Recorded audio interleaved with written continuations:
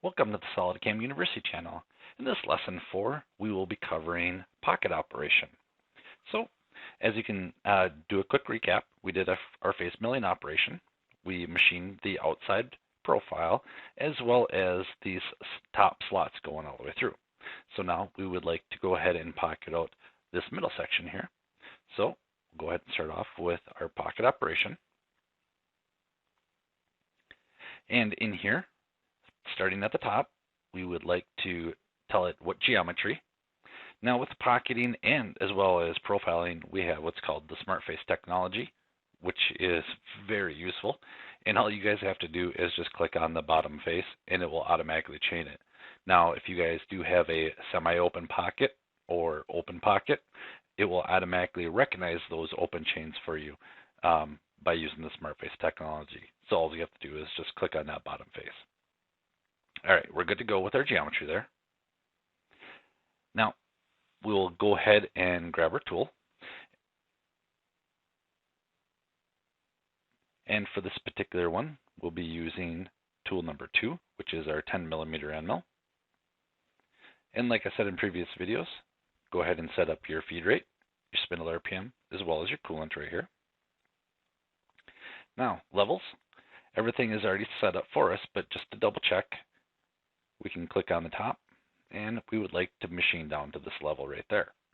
And in this particular cut, I would like, instead of to do 5mm step downs, I would like to do 2mm step downs. Now, if we get into our technology, I can specify how I would like it to machine out. So we can do a contour, hatch plus finish, as well as a plunging pattern. For this particular one, we'll go ahead and just use contour. I would like to do a 50% tool step over right here. If I was doing a rest material, mating stock, or a chamfer, I could turn that on at this time.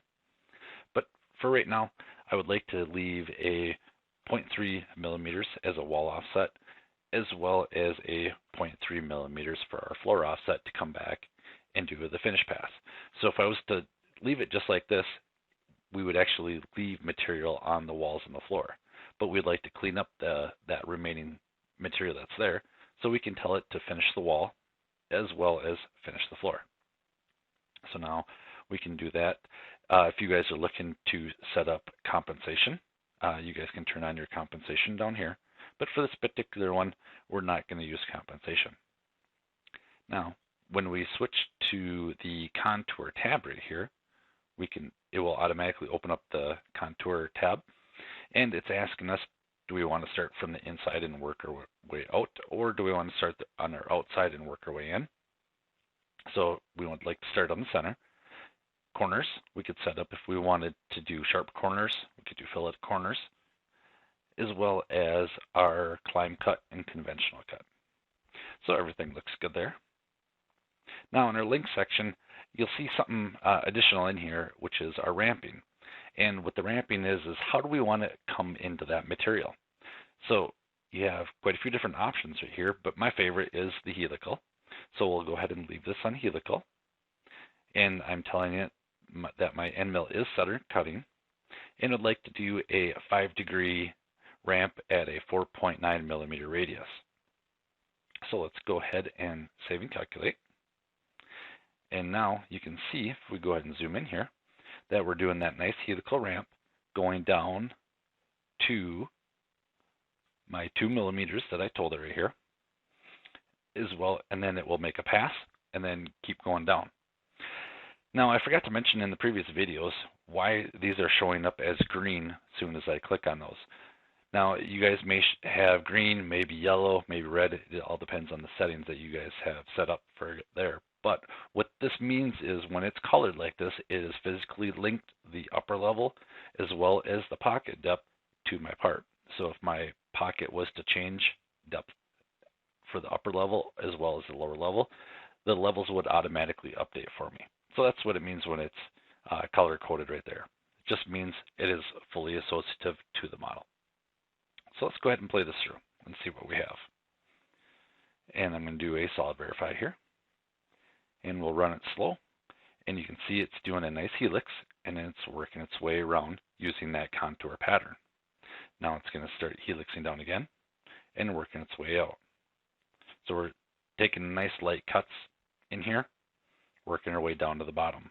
We'll kind of speed this up here because I don't want to put you guys to sleep. And now it just did the finish cut.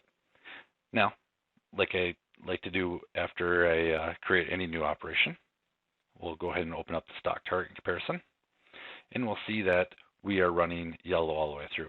Now we do see some red in there, but the red is just because of my tolerancing right here, so we're not actually gouging. But I basically just wanted to see on my walls right here to make sure that I'm up to size. So once we're happy with that, we'll go ahead and label our operation as center pocket. And now we can save and calculate. And that has been updated for us as well. So stay tuned. We'll be covering the drilling operation next. Thanks, everyone.